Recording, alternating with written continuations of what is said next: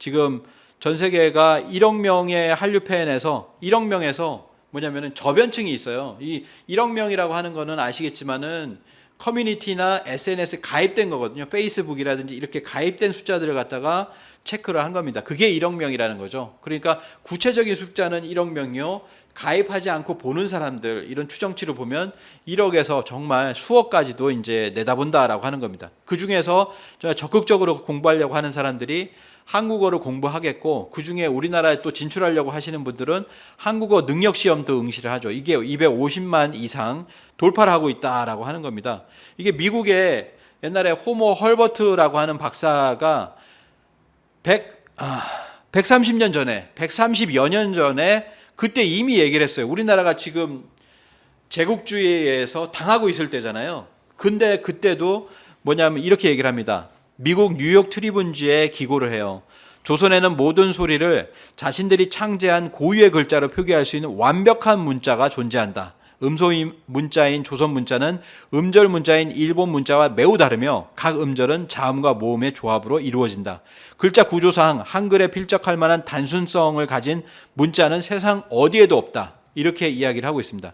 영국이나 미국에서 그토록 오랫동안 갈망하고 식자들이 심혈을 기울였으나 그다지 성공을 거두지 못한 과제가 이곳 조선에서는 수백 년 동안 현실로 존재했다. 즉 글자 하나당 발음이 딱 하나씩이다.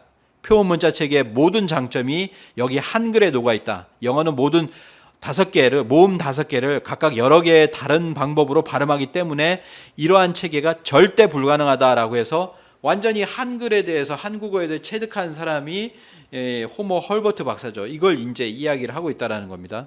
그래서 지금 뭐냐면은 130년 전 지나서 진짜로 세계의 한국어가 이렇게 나가고 있는 거죠. 76개국 213개의 세종학당이 지정이 되었다라고 하는 겁니다. 이렇게 한국어가 나가고 있고, 한국 문화가 아까 K-팝이라고 하는 음악 문화, 또 하나는 뭐냐면 영화와 드라마라는 걸 통해 가지고 알려지고 있다. 그래서 2020년에는 바로 영화 기생충이 있었고, 그리고 2021년에는 미나리가 세계 영화계의 상들을 석권을 했죠. 그리고 이제는 뭐냐면은 넷플릭스가 있어서 한국 영화가 세계 1위를 하고 있다. 그래서 최초로 1위를 한 것이 살아있다라고 하는 영화입니다. 우리나라에는 이제는 심파다 이런 걸 해가지고 조금 비판을 많이 받지만 전 세계에서는 우리의 어떤 감성이 충분히 먹혀 들어가고 있다라고 하는 거죠.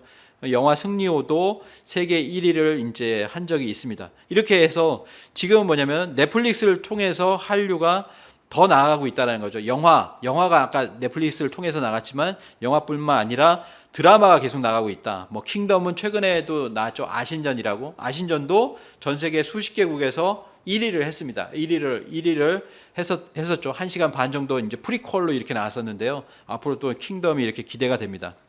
그래서 킹덤의 김성훈 감독이 이렇게 얘기를 합니다. 킹덤이 인기를 얻은 것에 대해 가시나 모자, 조선의 모자 또는 경복궁 등 우리에게는 너무나 익숙한 선과 색, 아름다움을 작품을 통해 세계인들에게 전달했을 때 가장 큰 보람을 느꼈다라고 이야기를 합니다. 그러니까 이게 뭐냐면은 결국 드라마나 영화를 통해서 우리의 어떤 옛날 고대의 어떤 역사도 나가고요. 그 다음에 문화가 나간다는 거죠. 의복문화, 의목문화, 한복이 계속 나가잖아요. 한복을 지금 아무리 중국이 자기네 것이라고 이렇게 해도 한복이 계속해서 이런 걸 통해서 전 세계적으로 나가기 때문에, 그리고 갓이 나가고 모자 문화가 나가고 그 안에 있는 우리의 어떤 상투 문화가 나가고, 그리고 경복궁이란 고궁이 나간다. 고궁.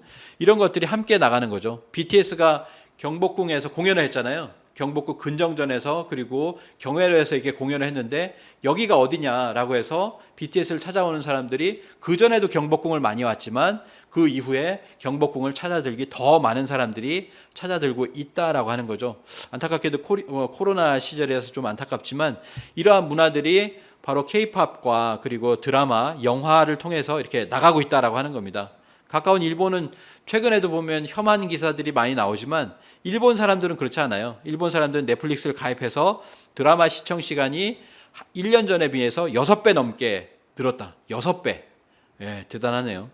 그래서 이런 드라마들을 전 세계에서 이제 극찬하고 있다라고 하는 겁니다. 그래서 넷플릭스의 CEO도 신한류의 선봉이 우리다. 하니까 우리가 그 넷플릭스가 굉장히 많은 제작비도 지원을 하고 해서 이런 킹덤, 사랑의 불시착 이런 것들이 나오게 된 것이고, 이런 것을 보니 이제 애플 TV라든지 디즈니라든지 이제 아시아 시장, 세계 시장을 겨냥하고 있다라고 하는 겁니다. 그것의 바탕이 되는 것 중에 이제 K 웹툰도 있다. 네이버 웹툰 뭐 이런 것들도 글로벌 전 세계에서 성장하고 있다라는 거죠. 그리고 우리가 알고 있는 영화나 드라마가 뭘로 나오냐면 웹툰으로 먼저 나오는 거예요. 어떤 글로 써도 우리 글이 먼저 나온다. 그게 드라마나 영화나 애니메이션으로 되고 있다는 거고, 결국에는 뭐냐면은 그런 웹툰뿐만 아니라 우리의 어떤 스토리라고 하는 거죠. 우리가 가지고 있는 어떤 스토리, 컨텐츠, 그런 문화까지도 관심을 가진다. 뭐 이런 것을 말씀을 드리겠습니다. 자, 마무리를 짓도록 하겠습니다. 처음에 이제 제가 말씀을 드렸는데요. 세계적인 문명 비평가 기 소르망은 한국 그 자체가 하나의 문명이라고 얘기를 했습니다. 그 안에는 아까 이게 말씀드린 것처럼 휴대폰을 잘 만들었네, 선박을 잘 만드네, 대형 선박, 오늘 말씀을 못 드렸지만 대형 선박도 1위잖아요.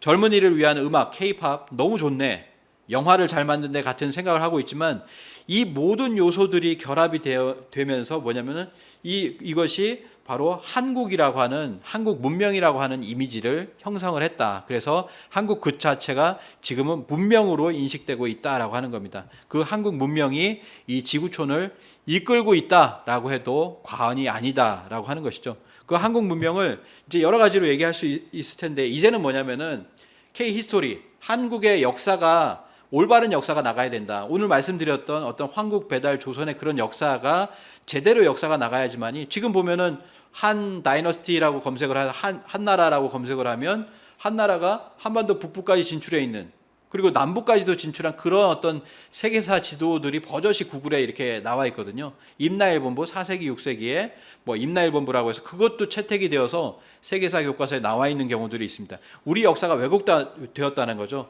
이제는 뭐냐면 올바른 역사가 나가야 된다. K 히스토리, 그리고 그 역사를 기반으로 한 올바른 우리 어떤 문화가 나가야 된다라고 하는 것이고요. 그 문화 속에 들어있는 천부경, 하도, 낙서라든지 그런 어떤 팔괘, 음양, 오행과 그리고 홍익인간의 우리의 정신이 우리 스스로가 먼저 알고 이것이 밖으로 이렇게 공유되어야 되겠다라고 하는 생각이 들고요. 그것을 현장에서, 이 미주 지역에서 꼭 이렇게 해주시면 감사하겠습니다.